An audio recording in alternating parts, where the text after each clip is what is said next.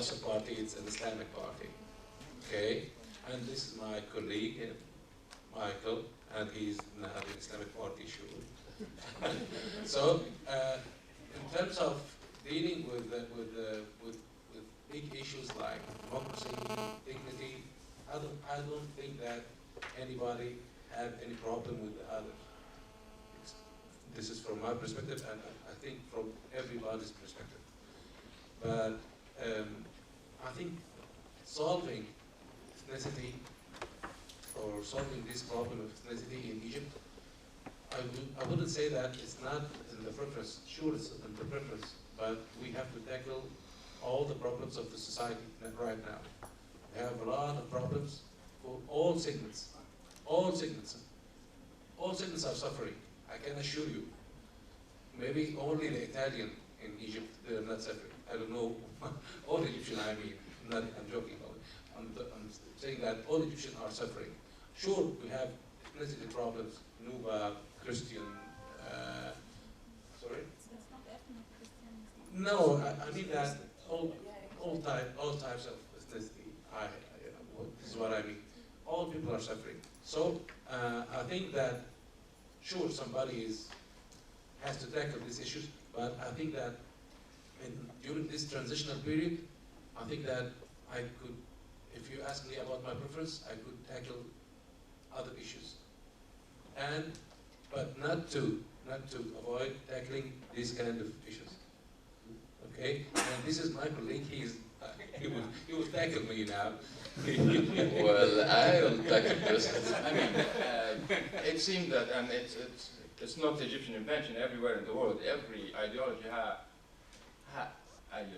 have its own explanation for this issue. It has been always a debatable issue. For example, the Islamists, actually they are different, by the way.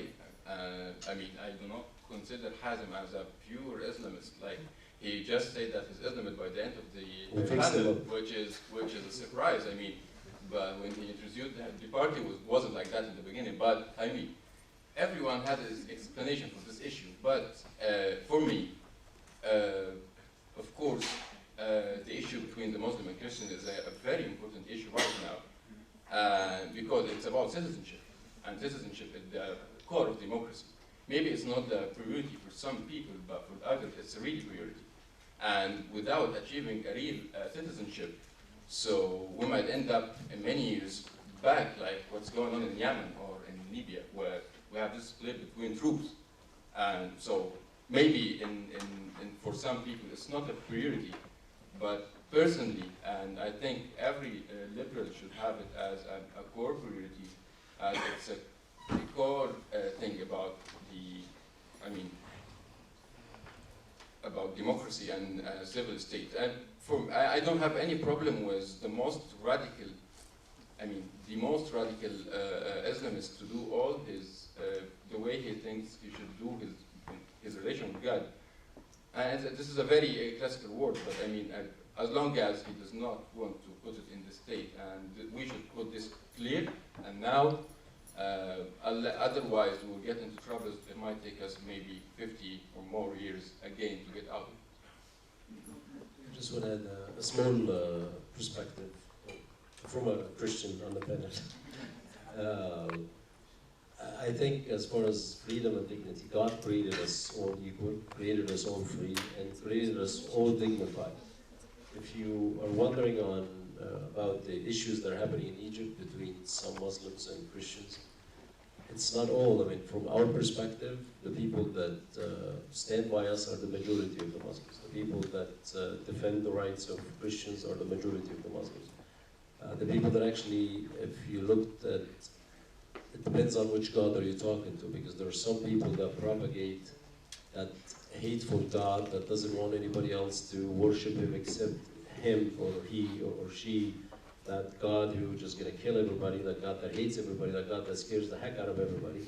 And those people are definitely terrorizing people in Egypt. But I've told people time and time again, this is a new version of God, a new version of Islam that just came to Egypt very recently, because if you looked at Christianity has been in Egypt before Islam came to Egypt, and sustained itself. And it didn't sustain itself because we were able to fight and kill and do all this stuff.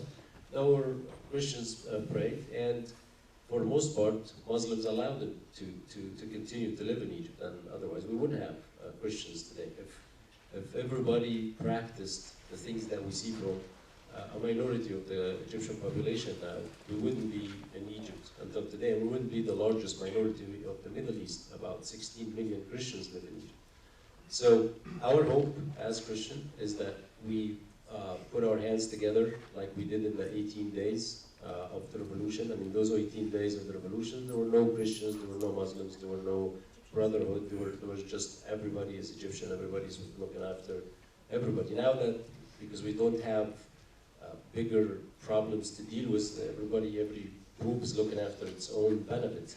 But from our perspective, we keep saying that without the majority of the moderate Muslims taking the lead and giving the Christians the rights and talking about the other God, the God that the fanatics don't want to talk about, the peaceful God that accepts everybody, that accepts pluralism, and then we're all in trouble. So we're still hopeful.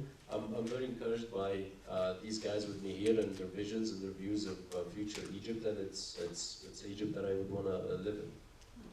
Thank you so much, and that would be the last word of this discussion. I would like to thank all of you for coming, and also big applause to our panelists.